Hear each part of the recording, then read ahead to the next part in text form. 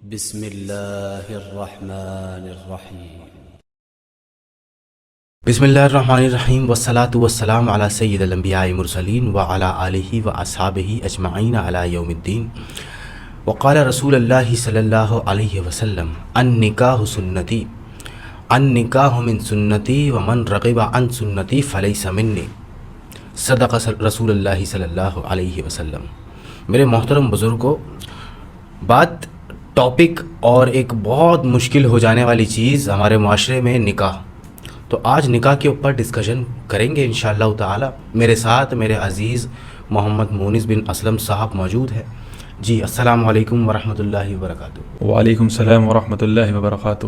مونس صاحب، نکاح ہمارے معاشرے میں اتنا مشکل اور زنا بہت آسان، اور رسول اللہ کی تعلیم اس کے بالکل اپوزٹ۔ اللہ کے رسول نے جو نکاح کا طریقہ ہمیں بتایا تھا، اور نکاح میں جلدی کہی تھی، اور کہا تھا کہ تین چیزیں فرمایا تھا، تین چیزیں میں دیری نہ کریں، جیسے ہی اس کا وقت ہو جائے وہ کر لیں۔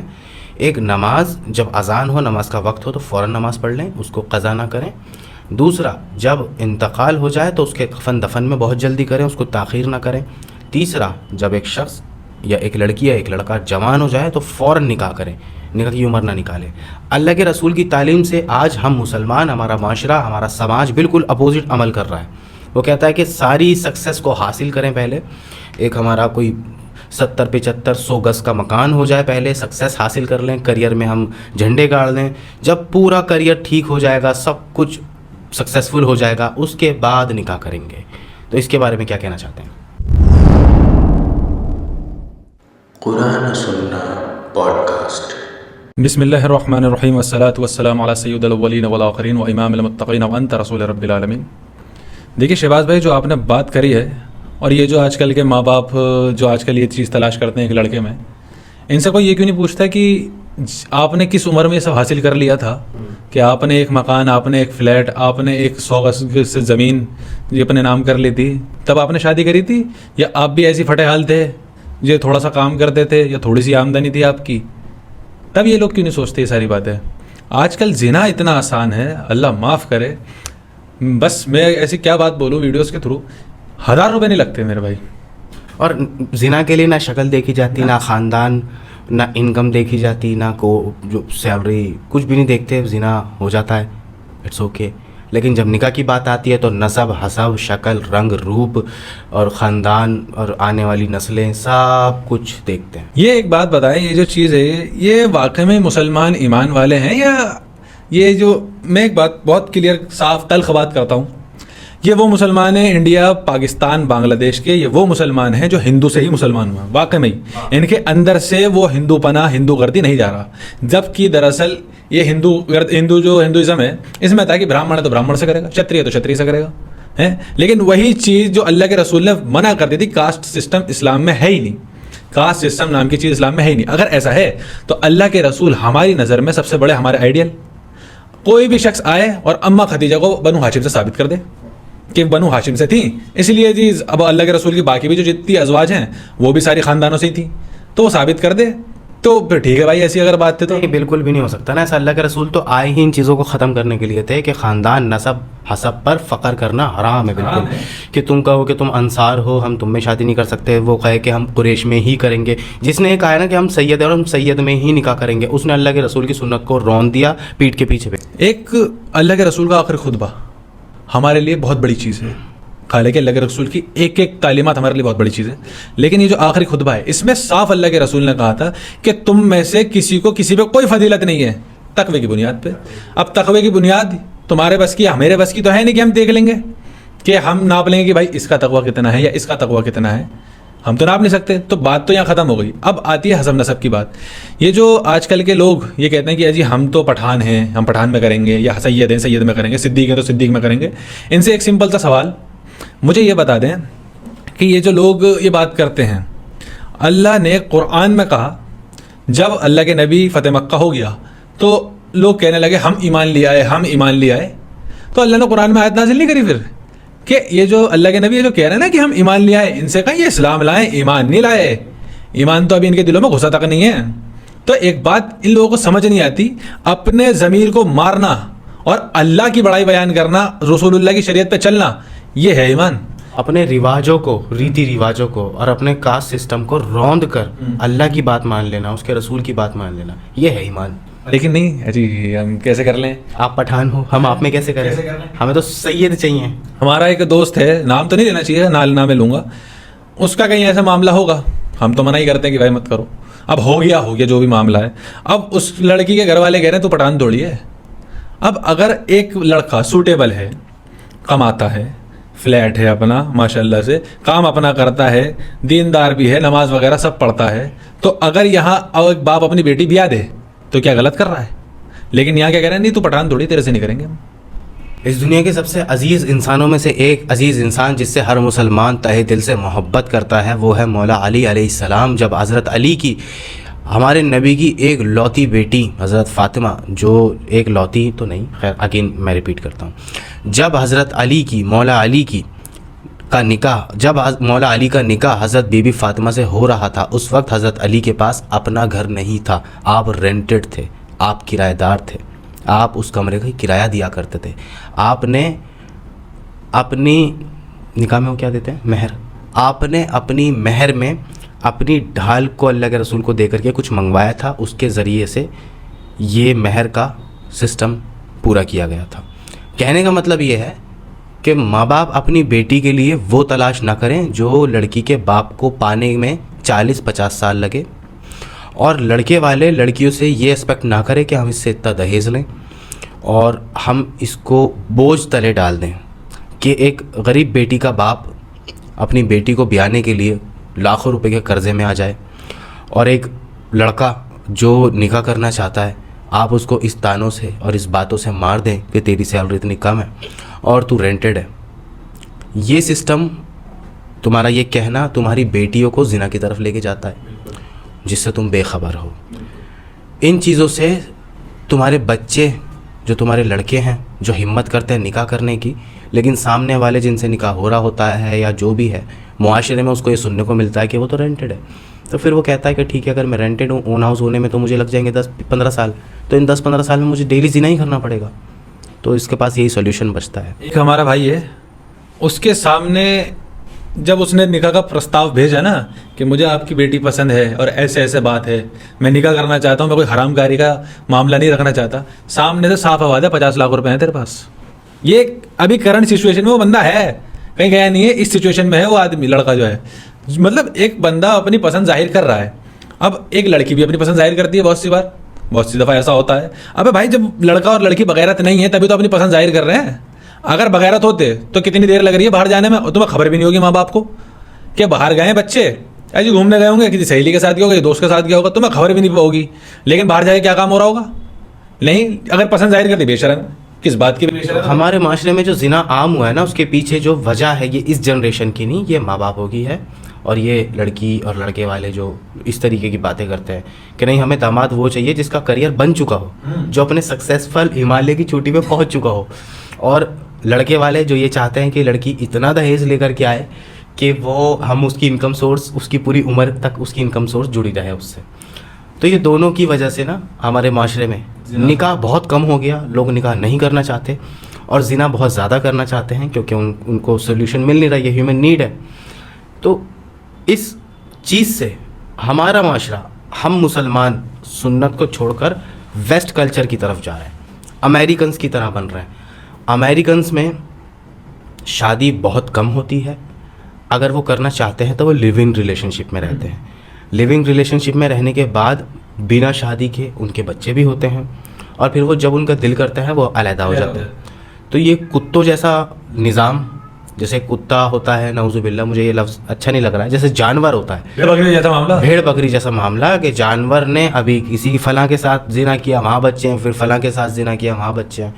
تو یہ امریکنز والا کلچر ہے جو اب ہم میں داخل ہو رہا ہے کہ ہم بھی اپنی نکاح سے چڑھنے لگے ہیں کہ نہیں پہلے ہم پیک پہ پہنچ جائیں، پہلے اتنے مکان کر لیں، اتنی دکان کر لیں، اس کے بعد جائیں. او بھائی جو تم اپنے داماد سے ایکسپیکٹ کر رہے ہو وہ آپ کو کمانے میں آپ کی ساری زندگی نکل گئی ہے. آپ کے داماد آپ کو کیسے دے گا؟ وہ آپ کی لڑکی کو 2 وقت کا کھانا دے دے گا، یہی بہت ہے. انہیں وہ قارون، حامان، شداد والی، فرعون والی حکومت. آج کے دور میں فرعون کا رشتہ یوں ہو جائے گا. فرعون کہتے ہیں نا بڑے سے بڑے مسلمان فیملی میں کہ بھائی میں نکاح کرنا چاہتا ہوں تمہاری لڑکی سے, تو کیونکہ ایمان تو ہے نہیں دل میں, وہ تو یہ تو دیکھتے نہیں. اچھا یہ چیزیں دیکھنی بالکل ختم کر دی, مسلمانوں کو کوئی لینا دینا نہیں ہے اس سے. لڑکا سچ بولتا ہے جی, قرآن پڑھا ہوا ہے لڑکا, قرآن کی قرأت کرنی جانتا ہے, امامت کر سکتا ہے, سچا ہے, حلال کمائی ہے نہیں ہے, کم بھی ہے, حلال تو کم ہی ہوتی ہے, لاکھ روپے تو حرام ہی کمائے جا سکتے ہیں حلال. میں یہ کہہ رہا ہوں کہ نہ تو حرام حلال کا پوچھتے ہیں کہ لڑکے کی کمائی حرام ہے حلال ہے, یہ پوچھتے ہیں کہ جی مکان, دکان, گاڑی.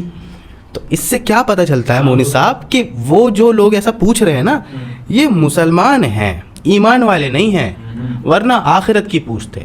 یہ چند سال کی زندگی کے بعد مر جانا ہے, یہ آخرت کی پوچھتے. میں شاید بہت ہی ریئر چانس یا بہت ہی کسی 1 کروڑ میں سے ایک نے پوچھا ہوگا کسی کے باپ نے کہ بھائی میری بیٹی کو جنت تک پہنچانے کی ذمہ داری لیتا ہے. ایک بہت پیاری حدیث ہے جو خواتین کے لیے بہت ہی پیاری ہے کہ اللہ کے رسول نے فرمایا کہ اگر کوئی عورت اپنے فرائض پورے کر لے, روزے رکھ لے, حج کر لے اور اپنے خاوند کی فرما برداری کر لے تو وہ جنت میں, اور یوں سیدھا جنت میں. لیکن ایک باپ یہ پوچھتا کہاں ہے کہ بھائی تو یہ سب کر لے گا؟ نہیں جی, ارے بھائی یہ بتاؤ, اچھا آئے ہو بیٹے ملنے, تھوڑی سی بات چیت کری, دعا سلام کری, کماتے کتنا ہو, مکان ہے, اون ہاؤس ہے, فلیٹ ہے, نہیں ہے, چلو کچھ تو ہوگا, نہیں ہے, نہیں تو تمہیں بہت بڑھیا انسان ہو, جاؤ چائے پی لی, چلو گھر جاؤ اپنے, شاباش. میں نے یہ چیز دیکھی اپنے کریئر میں, دلی میں اپروکسیمیٹلی 65% لوگ رینٹڈ ہیں, ہاں, اور 35% لوگ جو ہیں وہ اون ہاؤس ہیں یا فلیٹس ہیں. تو ہونا یہ چاہیے ان ماں باپوں کے وجہ سے کہ ان 35 کی شادی ہونی چاہیے, اور جو 65 رینٹڈ ہے نا ان کی شادی نہیں ہونی چاہیے.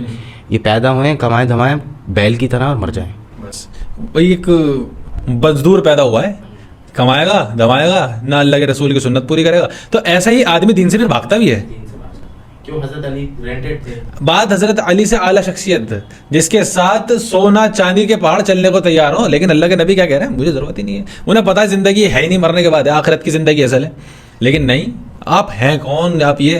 ایک صحابی عبد الرحمن ابن عوف شاید غالباً وہی سب سے امیر صحابیوں میں سے آئے ہیں غالباً شاید.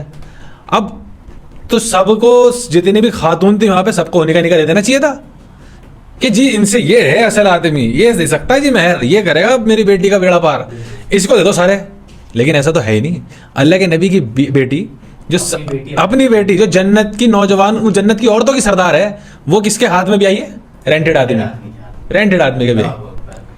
یعنی ٹریلینئر صحابی موجود تھے, حضرت عمر بھی موجود تھے, حضرت ابو بکر بھی موجود تھے, اور یہ سب بہت پیسے والے لوگ تھے.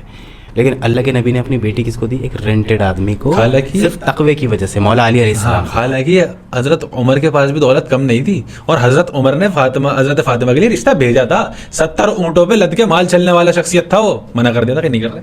کیوں نہیں کر رہے بھائی؟ بڑے پیسے والے تھے, رتبہ دمدار, ایون اتنا ہے کہ اللہ کے نبی نے فرمایا کہ جس راستے سے عمر تم گزارتے ہو وہاں سے شیطان بھاگ جاتا ہے. اس شخص کو بیٹی نہیں دی. لیکن ایک چیز میں دیکھ رہا ہوں کہ مفتی طارق مسعود کی برکت سے مسلمان جو نوجوان ہیں نا ان کو بات سمجھ میں آ رہی ہے کہ یار تم کریئر کی ٹینشن میں نا 30 32 35 سال کے ہو جاؤ گے اور تم نکاح نہیں کر پاؤ گے. اس لیے جو اسلام کہہ رہا ہے کہ تم اپنی ایج میں پہنچتے ہی نکاح کر لو, اور اس کے بعد جو ہے اپنے کریئر کو اس کے ساتھ مل کر کے آگے بڑھاؤ اور اچیومنٹ اپنی زندگی میں پاؤ. تو اس سے کیا ہے کہ لوگ لڑکے تو سمجھ رہے ہیں, لیکن پرابلم یہ آ رہی ہے کہ ماں باپ, تو ایسا بھی ہوتا ہے معاشرے میں کہ ماں باپ دیکھتے ہیں کہ فلاں سے شادی ہے, نکاح ہے, ہم اپنے بچہ اپنی بیٹی اس کو دے دیں گے, چاہے لڑکی کی جہاں مرضی ہو, لڑکی کی جہاں مرضی ہو, وہ کرتے وہی ہیں جہاں ان کا دل کرتا ہے. مطلب بیٹی کی رضامندی نہیں مانتے, بیٹی کی رضامندی نہیں مانتے, بیٹے کی رضامندی نہیں مانتے, اپنی مرضی سے کر دیتے ہیں. کہتے ہیں پھر تو ہو ہی جاتا ہے, ایک بار نکاح کر دو پھر 4-5 دن بعد تو ٹھیک ہو ہی جاتے ہیں دونوں. بس یہ بھی بالکل ناجائز ہے, ہوتا ہی نہیں ہے ایسا نکاح. اگر ایک شخص کے سر پہ آپ گن رکھیں یا ماں اپنے آنسو دکھا کے بولے کہ کہتے قبول ہے, وہ دل سے قبول نہیں کہہ رہی ہے, وہ تو فارمیلٹی پوری کرنے کے لیے قبول کہہ رہی ہے, تو کیا نکاح ہو سکتا ہے؟ نکاح نہیں ہوگا. زبردستی پہ ایک اللہ کے رسول کی حدیث ہے کہ ایک خاتون اللہ کے رسول کے پاس آئیں اور کہا کہ اللہ کے رسول میرا نکاح میری مرضی کے خلاف ہوا ہے. تو اللہ کے رسول نے پوچھا کہ واقعی تمہاری مرضی کے خلاف ہوا ہے کہ تمہیں پسند نہیں تھا؟ کہ نہیں، میری مرضی کے خلاف ہوا، نہ مجھے پسند تھا. تو اللہ کے رسول نے فوری طور پہ اس نکاح کو وہیں ختم کر دیا خود سے کہ نکاح نہیں ہوا.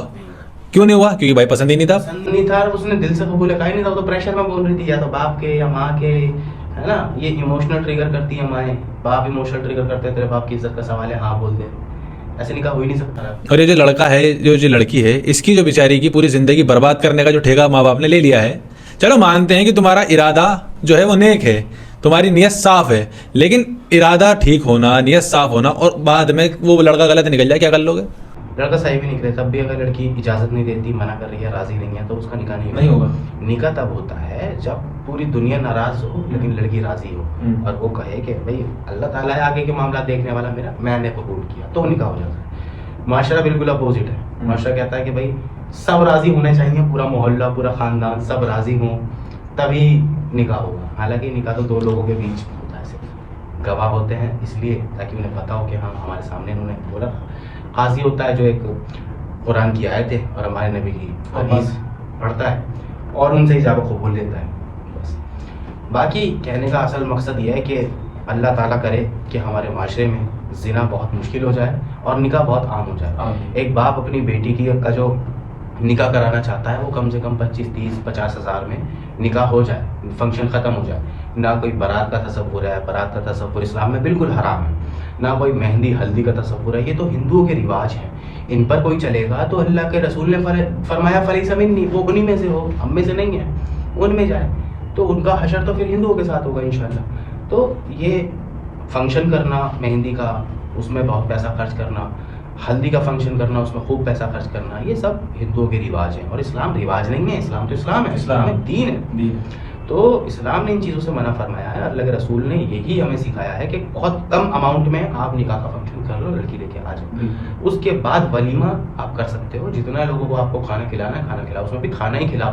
ڈی جے پر نکاح ہوں گے تو اولاد بھی ڈی جے والی پیدا ہوگی، وہ ناچ گانے. صلاح الدین ایوبی پیدا نہیں ہوتا ہے ایسے، عمر جیسا پیدا نہیں ہوتا. نبی کی سنت پر عمل کر کے نکاح کرنے والوں کیا پیدا ہوتا ہے؟ صلاح الدین ایوبی رحمۃ اللہ علیہ. باقی اللہ تعالیٰ سے امید ہے جو باتیں کہی ہیں ہمیں اس پر عمل کرنے کی توفیق عطا فرمائے. معاشرے میں زنا کو مشکل اور نکاح کو آسان بنانے کی اللہ تعالیٰ ہمیں توفیق عطا فرمائے. سبحان ربک رب العزت عما یصفون وسلام علی المرسلین والحمد للہ رب العالمین وما علینا الا البلاغ المبین.